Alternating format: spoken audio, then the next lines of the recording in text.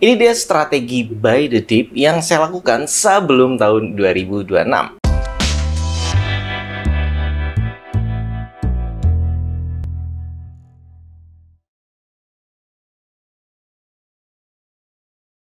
Assalamualaikum Sobat Bis TV. Oke, kalau kita lihat dari Oktober terus kemudian masuk ke November, itu market makin dalam turunnya. Pasti banyak yang deg-degan sampai panik ya, sehingga cut loss posisinya. Ya, saya termasuk salah satunya. Tapi saya tidak cut loss semua. Saya hanya cut loss untuk koin meme atau koin alternatif yang secara fundamental ini kayaknya udah nggak ada harapan gitu ya. Jadi kita kaji-kaji ulang lagi. Kalau misalkan memang harus di cut loss, ya kita cut loss. Apalagi bagi kalian yang mencoba bertahan ya, di mana harganya makin turun dan besoknya makin turun lagi, itu pasti membuat kalian gak nyaman, bawaannya pingin buru-buru dijual biar kerugiannya tidak semakin dalam. Tapi di saat market turun dalam seperti ini, itu ada istilah yang namanya buy the dip, yaitu beli di saat harga sedang turun atau diskon besar. Oke, di sini kita akan membahas buy the dip berdasarkan pengalaman saya. Oke, bagi kalian yang belum punya akun kripto, di sini saya ada voucher USDT yang bisa kalian klaim untuk biaya perdagangan. Link dan kodenya saya taruh di deskripsi video ini ya. Buy the dip adalah strategi untuk membeli kripto di saat harganya sedang diskon. Apalagi diskonnya sedang besar gitu ya, turunnya dalam.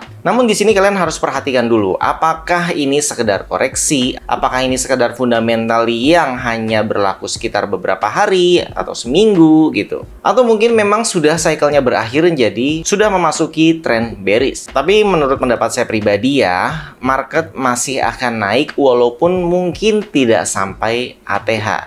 Jadi di sini saya bisa melakukan buy the dip ya hanya untuk target tertentu aja. Dan ingat ya, tidak semua koin mungkin akan naik. Hanya koin-koin yang punya fundamental kuat aja yang bisa rebound sebelum cycle-nya berakhir. Oke, sebelumnya ada hal yang harus kalian hindari. Yang pertama itu jangan langsung all in dan jangan langsam. Mungkin bagi kalian ini harganya udah turun dalam gitu ya, seperti Bitcoin kemarin. Ternyata di bulan November lebih dalam lagi. Coba kalau kalian sudah beli di akhir Oktober kemarin gitu, berharap harga langsung naik, namun malah terseret lebih dalam. Dan kalian malah bingung dan panik. Apakah ini harus di cut loss ataukah kita harus hold? Jadi di sini kalian bisa ambil pelajaran. Kalian bisa bagi pelurunya. Misalnya menggunakan strategi DCA atau Dollar Cost Averaging. Kemudian kalian juga harus tahu ya, ini kenapa market kriptonya turun? Apakah turun semuanya gitu ya, seperti yang terjadi di bulan November, semuanya turun. Nah, artinya ini adalah dampak fundamental secara global. Di saat itu kalian bisa cek nih, koin kalian, aset-aset apa aja yang turunnya lebih dalam dan semakin dalam gitu ya. Dan di saat market ada koreksi, apakah koin yang kalian hold itu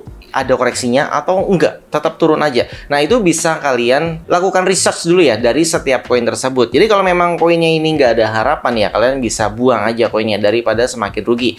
Namun kalau secara fundamental kalian baca, wah kuat nih, ada program buyback nanti dari developernya, terus kemudian ada burning token ya, artinya kan ada harapan ya untuk naik lagi. Jadi mulai sekarang kalian bersih-bersih dulu portofolionya. Dan yang terakhir adalah plan atau rencana di saat kalian sedang melakukan buy the dip. Nah, di sini kalian harus perhatikan ya, jangan terlalu banyak beli koin. Walaupun kalian bagi portofolionya ke beberapa koin, saran saya jangan terlalu banyak. Kalian bisa pilih koin yang fundamentalnya kuat aja. Jadi bisa fokus di koin tersebut, misalkan hanya 5 atau 3, itu menurut saya sudah cukup. Karena semakin banyak koin nanti malah nggak kepantau, akhirnya kalian lupa. Jadi tujuan buy the dip buat nyari untung, karena lupa malah balik minus lagi. Oke, jadi ini strategi saya. Yang pertama itu ya riset dulu ya yang tadi ya. Jadi kalian cari mana yang fundamentalnya kuat. Kalau buat saya pribadi 3 udah cukup. Ya maksimal 5 koin ya, untuk yang berpotensi naik lebih tinggi. Kemudian strategi yang kedua adalah DCA. Jadi pembeliannya itu secara dicicil. Misalkan beli Bitcoin di harga 105. Terus kemudian Bitcoin turun di 100 nih. Jadi udah beli 105 nih, lalu turun lagi ke 100, kita beli lagi di 100. Turun lagi ke 95, kita beli lagi. Turun lagi ke 90, kita beli lagi. Jadi kita bagi-bagi pembeliannya. Di sini jaraknya itu bisa disesuaikan dengan budget kalian.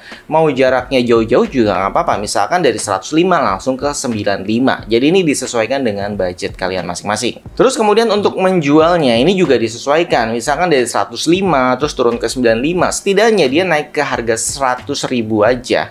Itu ya kalian sudah bisa untung tipis tuh. Jadi kalian nggak harus menunggu ke harga harga pertama kalian beli. Jadi harga rata-rata naik sedikit aja kalian sudah profit. Terus kemudian yang ketiga, kalian juga tetap harus menggunakan stop loss atau dibatasi kerugiannya. Walaupun kalian beli di spot misalnya ya, itu juga harus dibatasi. Misalnya ya, dari budget kalian $100, kalian buat averaging jadi 5 gitu ya, atau DCA-nya 5 kali pembelian, tapi menjadi $10. Jadi setidaknya di sini kalian punya $50 untuk menahan harga di saat 5 order yang kalian pending di bawah atau DCA tersebut sudah kena semua. Kalian bisa tentukan nih, misalnya kerugiannya di saat turun lagi nih, jadi 20% masih turun. Oh, misalnya setelah order kalian kena semua 5-5-nya, di situ kalian bisa lihat apakah sudah mulai rebound marketnya atau masih turun. Kalau sudah mau rebound, kalian bisa tambahkan sisa aset kalian yang tadi. Tapi kalau misalkan nggak ada harapan nih, salah pilih koin gitu ya, malah pilih koin meme yang nggak naik, nggak ada harapan naiknya, ya kalian bisa langsung cut loss aja. Dan yang terakhir, saya nggak pilih banyak koin ya, seperti yang tadi saya bilang. Jadi fokusnya di sini karena udah mendekati akhir dari cycle crypto. Jadi sebelum 2026 ini memang saya sedang bersih-bersih portofolio. Makanya untuk buy the dip saya tidak banyak ya koinnya. Kalaupun nanti salah gitu ya analisanya, ternyata di saat buy the dip dia malah turun terus, ya karena ini potensi untuk kedepannya koinnya bagus, DCA saya juga lapisannya banyak gitu ya, karena memang targetnya untuk 4 tahun ke depan. Jadi kita langsung merubah strategi untuk cycle berikutnya. Tapi kalau misalkan harganya naik, misalkan di Desember gitu ya, kita bisa take profit, ya udah, seenggaknya itu bisa menjadi modal kita lagi untuk buy the dip selanjutnya di saat market sudah bearish. Oke, sedikit tips buat kalian untuk yang belajar DCA. Di sini kalian bisa menggunakan aplikasi. Di dalam aplikasi tersebut sudah disediakan fitur DCA. Jadi kalian tinggal pakai aja, nggak perlu entry secara manual, diperhatikan terus gitu marketnya, nggak usah ya, karena semua sudah otomatis. Kita hanya perlu setting 1 kali botnya, dan botnya akan bekerja buat kita mencari cuan. Bagi kalian yang mau belajar setting botnya, langsung join grup Telegram di deskripsi video ini ya. Jangan lupa supportnya dengan cara like, subscribe, komen, dan share. Sampai jumpa kembali. Salam Sobat Wiz TV. Wassalamualaikum warahmatullahi wabarakatuh.